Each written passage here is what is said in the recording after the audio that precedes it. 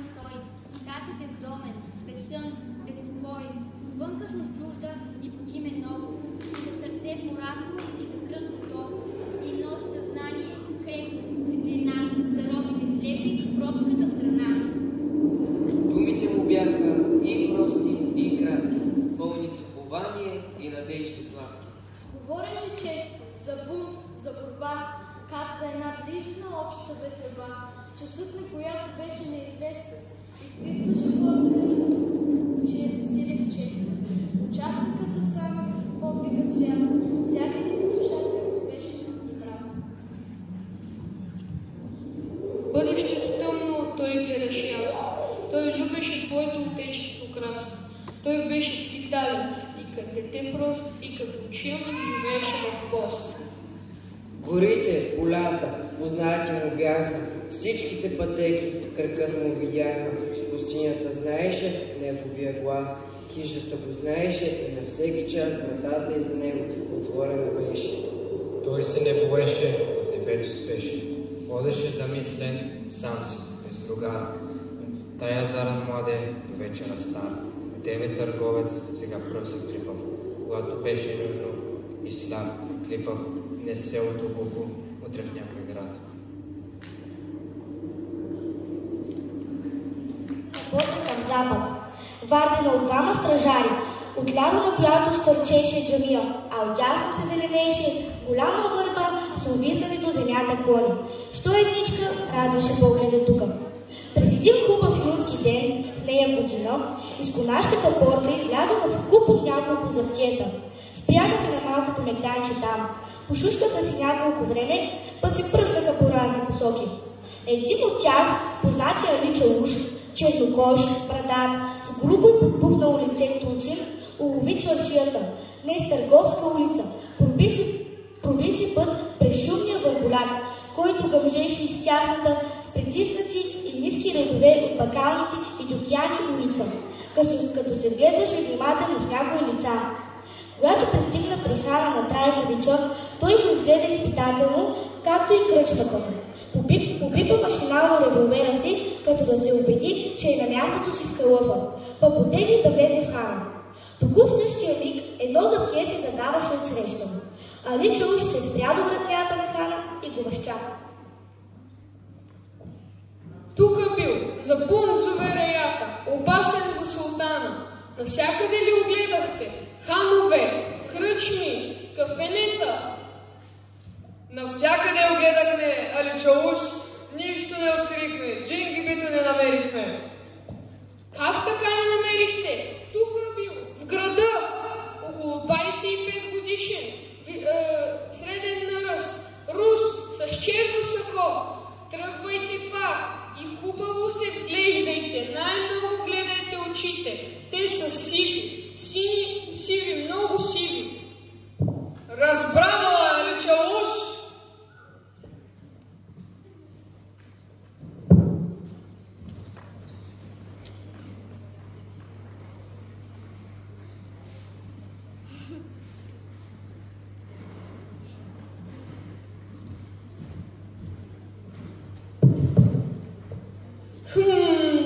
Тук има ли един търговец, около 25 годишен, среден на ръст, с сини очи, сиви и с черно сако? Не зная, али Чауш, аз в хана се не меся. Как един мършил дрипав с черно сако? Не зная. Какво си бил ти, Христо Ефенди? Да не си бил болен? Ба, али Чауш, да не от горещината.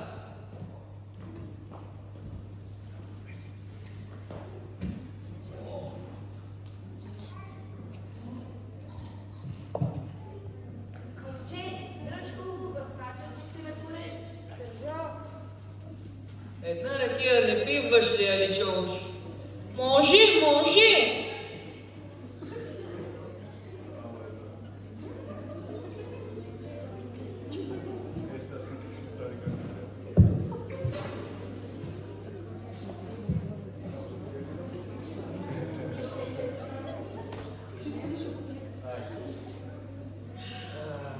горещото време ракията разплаща. Ще заповядате ли още? Може. Аре, повей си ти, Христо Афенди, знаеш по реда.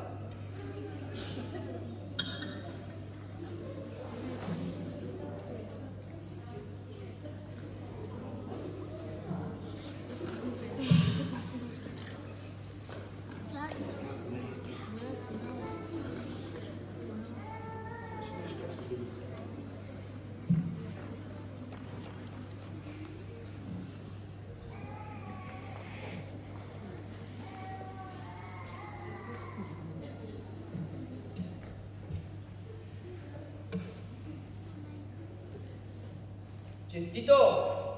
Честито, челико. Хайде се здраве, господа.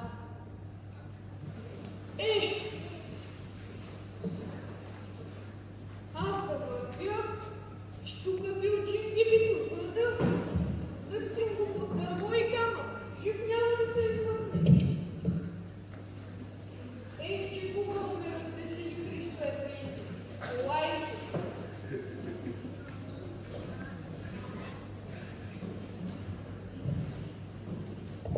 Видяхте ли го, дякона? Окото му не мигна. Аз умрях от страх. И ти целия повеля, бай Христо. Каква нечовешка смелост. Какво самоопладание.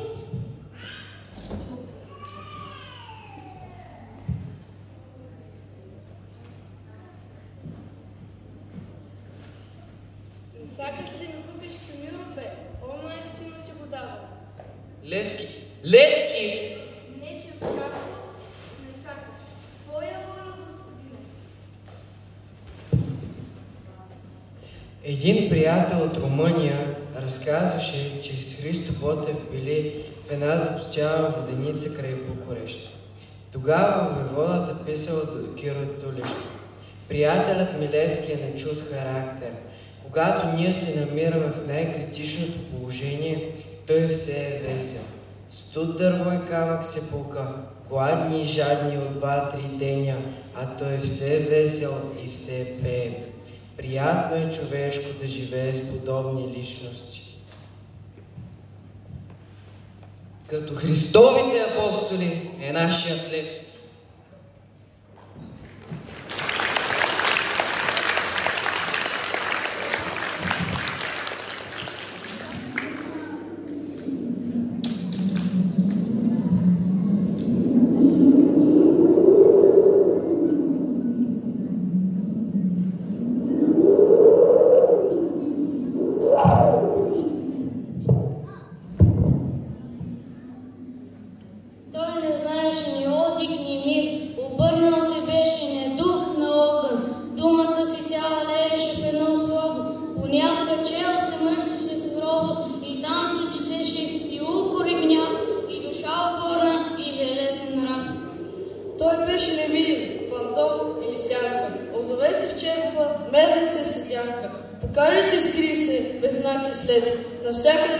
Навсякъде прият. Веднъж по събрание, едно многобрайно, той влезна внезапно, поздрави спокойно. Легна в лесница, най-чист от лес, и излезе тихо из малките улици. Името му беше знак за тревога, властта му беше невидима строга, обсажда се 20 града, изведнъж домовител демон вездесъщ. От лице на мрачно всички се бояха, и седмите прости светлецко словяха, избрани, издушени в тайни места, слушаха с трепет, с зяд на уста. О, неговото слово, сладко и опасно, а тя на душата ставаше по-ясно.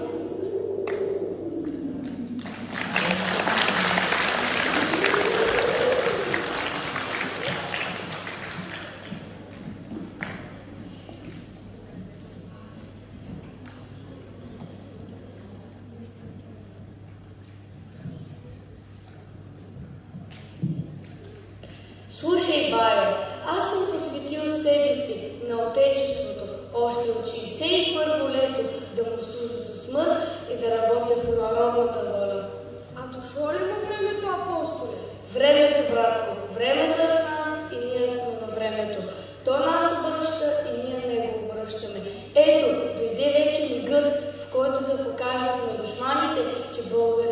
ще бъде роб, а свободен и който от тях не признае нашите закони и да живее по нашите граждански правила, той в един миг всичко ще стане на прах и пепел. Бай Василе, а като се освободи България, ти ли ще ми станеш цар?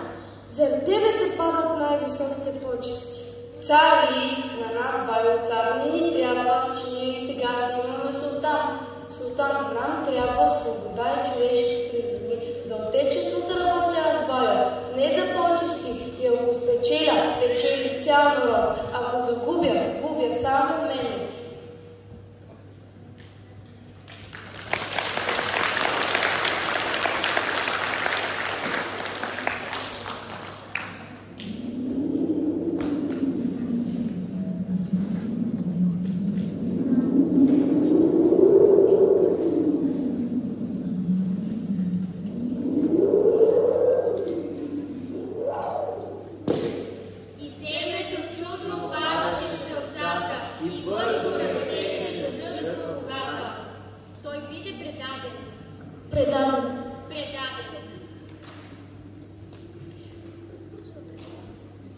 Оковани кърва в тъмница ръгът, апостола беше на мъки подвърнат, ужасни, напразно.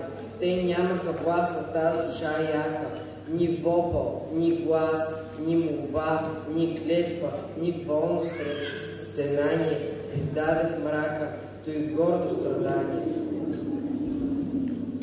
Смъртта му беше близко, но страхът далеч, и той непослушна предателска реч и на сила проси. Грозно изпитание, един от две даде едно мълчание. И казваше: аз съм Левски, имена, и никой име той друг не спомена. Той биде обесен. Че рано ключи, да убий духа, една зара, Левски усети на смърт.